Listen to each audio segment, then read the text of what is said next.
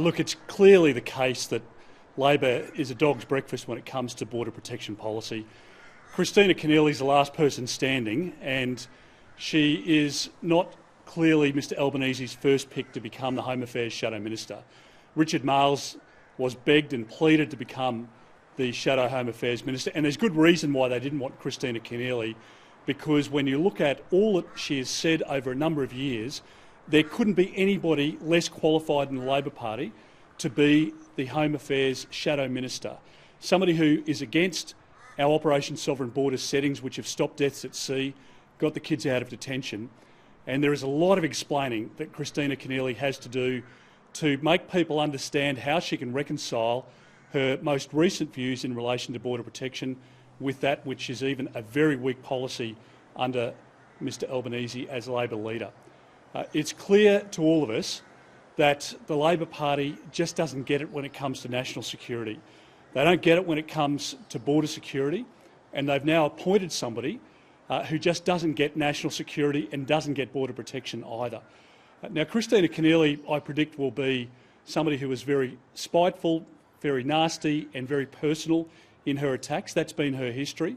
I'm not going to attack Kristina Keneally on a personal basis. I believe very strongly that the problem in the Labor Party is not the spokesperson on Home Affairs matters. The problem is the Labor Party when it comes to border protection.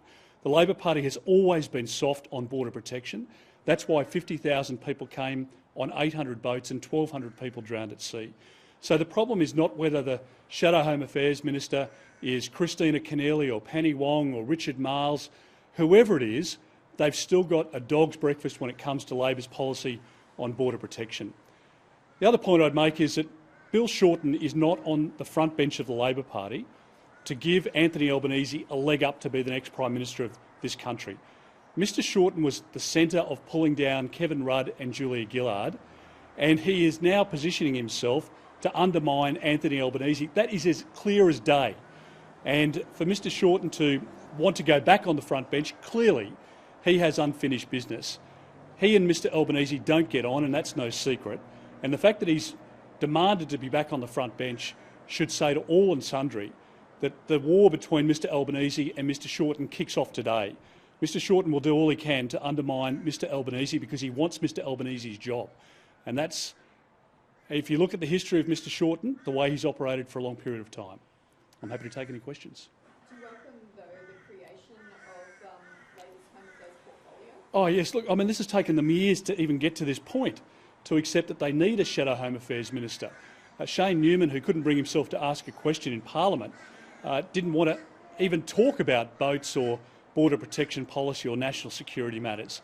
And yet we've now got somebody in Kristina Keneally who was the last person standing, and she's been handed what I think is a very important portfolio of Home Affairs. So it's clear that Mr Marles, the Deputy Leader, who had his pick of portfolios, the last thing he wanted to do was to become the Shadow Minister for Home Affairs.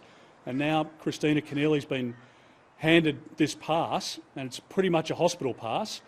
Mr Albanese mustn't like her very much, because when you look at what Kristina Keneally's had to say in recent years, it's completely at odds with what is in our national interest. Kristina Keneally is against every element of Operation Sovereign Borders. At least Bill Shorten and Shane Newman used to pretend to support turning back boats. Kristina Keneally doesn't even support that.